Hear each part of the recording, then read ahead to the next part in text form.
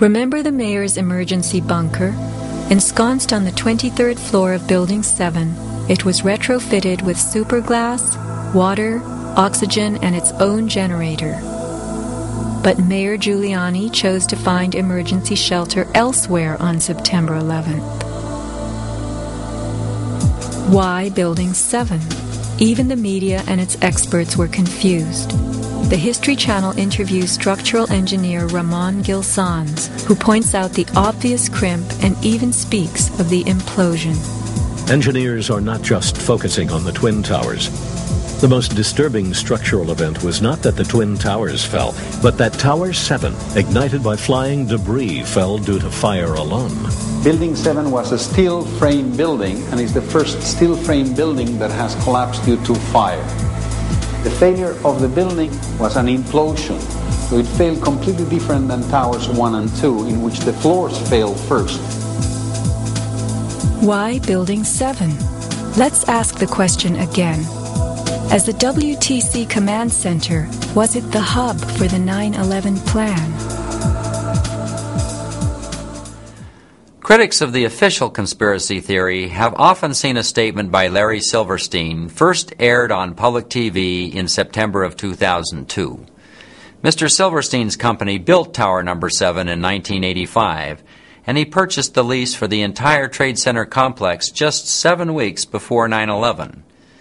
He also took out a $3.55 billion insurance policy against terrorist attacks that he tried to collect on twice on the theory that 2 airplanes equaled 2 attacks.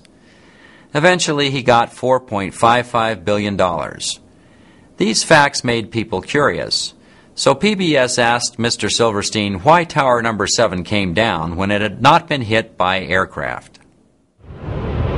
Pelted by debris when the North Tower collapsed, 7 burned until late afternoon, allowing occupants to evacuate to safety.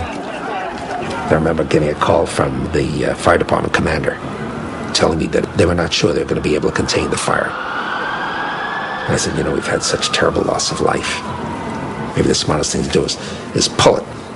And they made that decision to pull, and then we watched the building collapse.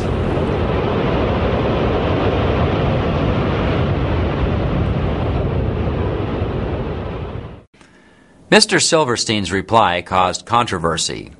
He claims that what he meant was that he and a fire commander had decided to pull a fire crew out of the building, not to pull the building down. But the New York Times said that emergency personnel had all left this building by about 11:30 that morning. A FEMA report claims that debris fires started by the collapse of the big towers caused Number 7 to weaken and fall. There were small fires, but see how little smoke is emerging? Could such tiny fires be hot enough to melt or weaken steel? And if weakened on one side, why not tip over? Let us suspend that mystery for a moment to ask a simpler question. If someone with special access to this building had wanted to bring it down, could they have done so? The answer to that question is a simple yes. It helps to know who occupied Building Number 7. Financial service companies like Solomon Smith Barney were prominent, but whole floors were also occupied by offices of the Department of Defense, the CIA, the IRS, the Secret Service, and the Securities and Exchange Commission. This was an extremely secure building. Tower Number 7 also housed the Mayor's Emergency Command Center on floor 23, and floors 14 through 17 were officially vacant. You could hide a lot of equipment on 4 vacant floors. In fact, you could store enough thermate to cut all the support beams for a skyscraper in a single room of those vacant floors. And even very secure buildings are vulnerable if their security team is owned by covert operators. Under this scenario, all one need do is advise maintenance people to expect repairs, then bar them from observing while crews wrapped the support beams with military-grade thermate and wired them for precisely timed ignition. Then, when someone gives the command to pull it, a button is pushed. The center beams are cut a fraction of a second before perimeter beams, and the bottom is cut a fraction of a second before higher parts. so the building collapses in on itself in a neat little pile ready for disposal. Strong steel I-beams cut by thermate would look remarkably like this. Perhaps there's a reason why the government will not release most of thousands of pictures taken at the disposal site during the first few days. There must be some reason why pictures were forbidden shortly after. Ms. Shafquat does not believe the official story and has presented her case that Tower Number 7 was brought down by a controlled process. We added some details on how covert operators might do that. How can careful viewers choose among such different theories about what happened, since most of us are not engineers or experts in demolitions and covert operations? At best, this is difficult. When global war is an option, you can be sure that information about the event will be manipulated by professionals. In the old days, this was called propaganda. But old techniques have been improved by technology. Intelligence agencies now do psychological operations. PSYOPs are still part art, but they've also become a powerful science. The web is especially useful for psychological operations, so every intelligence agency now has many full-time people working the Internet. So does Al-Qaeda. It's a many-sided information war zone. The key to truth at times like this is to focus like a laser on evidence and to become very aware of the difference between verifiable facts and all the other noise that accompanies discussions of this kind.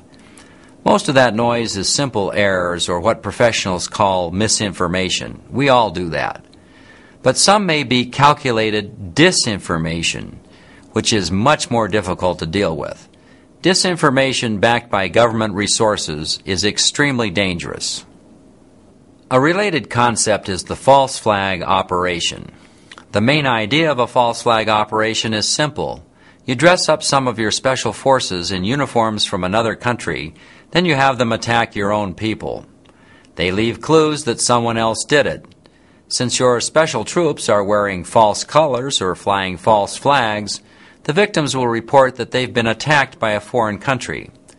This provides excuses to start wars. We'll look at 4 historic examples to show how they work.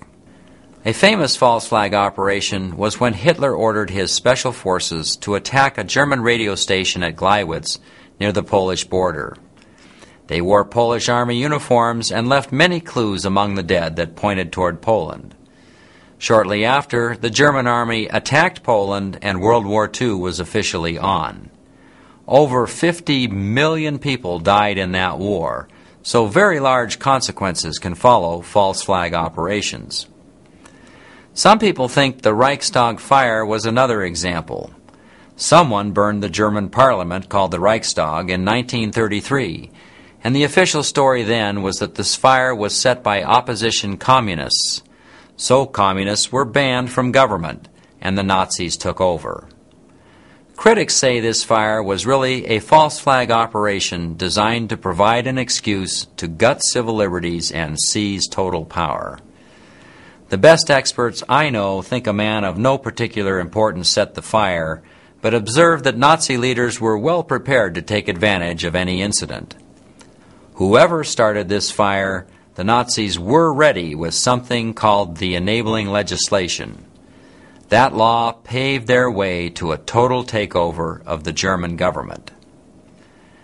Now, some people think the USA Patriot Act was the 21st century equivalent of that enabling legislation.